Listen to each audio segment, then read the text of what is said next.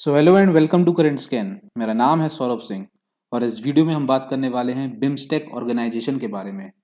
इस वीडियो में हम जानने की कोशिश करेंगे कि बिम्स्टेक क्या है, बिम्स्टेक में कौन कौन सी कंट्रीज इसके मेंबर्स हैं, बिम्स्टेक का क्या इंपॉर्टेंस है, क्या ऑब्जेक्टिव्स हैं और इंडिया के लिए क्यों इतना इम्पोर्टेंट है। So without any delay let's begin. But शुरू करने से पहले आपके लिए सबसे पहले क्वेश्चन जिसका आंसर आपको कमेंट करके बताना है। और आपका क्वेश्चन है, where was the fourth BIMSTEC summit held. आपके ऑप्शन है A Nepal, B Maldives, C Bhutan या डी श्रीलंका। और आप मुझे फेसबुक में भी फॉलो कर सकते हैं जिसका लिंक डिस्क्रिप्शन में। Please go ahead and follow me. अब बिम्स्टेक का पूरा नाम क्या है? Bay of Bengal initiative for multi sectoral technical and economic cooperation. So हम बात करते हैं व्हाट इज बिम्स्टेक।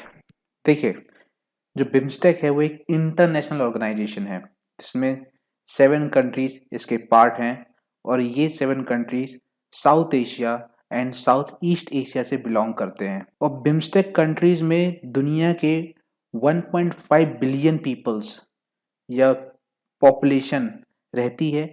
और इकोनॉमिक पॉइंट ऑफ व्यू से अगर हम बिम्स्टेक को देखें तो बिम्स्टेक कंट्रीज की टोटल जीडीपी, दैट मीन्स इनकी कंबाइंड टोटल जीडीपी जो है वो 3.5 ट्रिलियन यूएस डॉलर्स है अकॉर्डिंग टू 2018 डेटा। और एक इम्पॉर्टेंट खासियत ये भी है बिम्स्टेक की कि बिम्स्टेक के जितने भी कंट्रीज हैं वो बे ऑफ बंगाल रीजन जो है वहाँ पे सटे हुए हैं।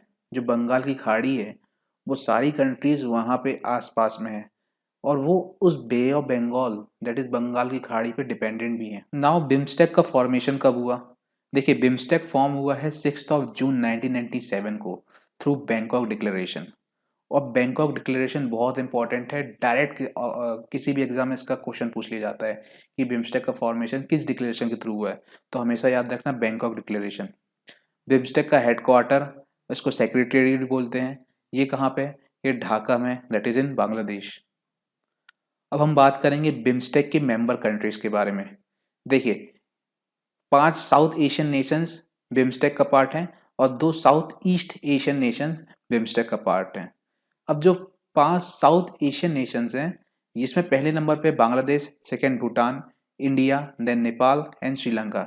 ये 5 नेशन जो हैं ये साउथ एशिया में को बिलोंग करते हैं। और जो साउथ ईस्ट एशिया है वहाँ से म्यांमार और थाईलैंड, ये 2 कंट्रीज को मिला के और ऊपर की 5 कंट्रीज, टोटल 7 कंट्रीज को मिला के बिम्स्टेक बनता है।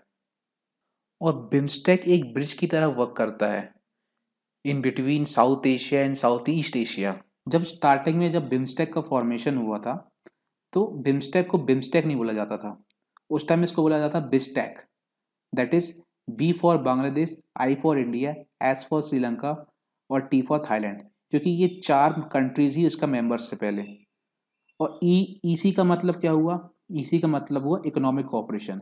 तो ये चारों कंट्रीज मिलके इकोनॉमिक कोऑपरेशन पे वर्क करते थे। कुछ समय बाद लेटर म्यांमार, नेपाल, भूटान, इनने भी इसको ज्वाइन कर लिया और तब से इसको बिम्स्टेक कहा जाने लगा। नाउ अब हम बात करेंगे बिम्स्टेक के ऑब्जेक्टिव्स के बारे में। इसका जो पहला ऑब्जेक्टिव है वो है technological and economical cooperation. Second इसका ऑब्जेक्टिव है accelerated growth through mutual cooperation in different areas of common interest. और बहुत से कॉपरेशन में वर्क कर रहा है BIMSTEC in different areas of following sectors like trade and investment, technology, energy, transportation and communication, tourism, counter-terrorism and transnational crime, climate change, fisheries, agriculture, cultural cooperation, environment and disaster management, public health, people to people contact, poverty alleviation. Now अब हम बात करेंगे BIMSTEC के summits के बारे में।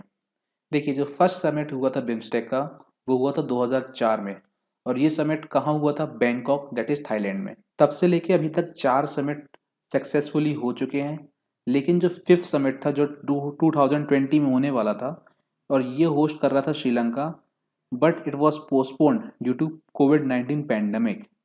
अब उम्मीद ये है कि ये समिट जो है जो पोस्टपोन्ड हो चुका है, तो अब ये समिट 2021 के लास्ट लास्ट में पॉसिबल हो सकता है कि ये हो जाए सक्सेसफुली। अगर ऐसा होता है तो मैं आगे आपके लिए वीडियो अपडेट करके ले आऊँगा। और सोर्सेज के लिए मैं आपको दिखा देता हूँ, ये द काठमांडू पोस्ट का आर्टिकल है कि 5th BIMSTEC summit propose for January next year. और इसी आर्टिकल में अगर आप नीचे आए तो इसमें देखने को मिलता है Sri Lanka the current chair of the Bay of Bengal initiative for multi sectoral technical economic cooperation that is BIMSTEC has proposed to host the 5th summit of the regional grouping in the first half of January 2021 subject to improve COVID-19 situation।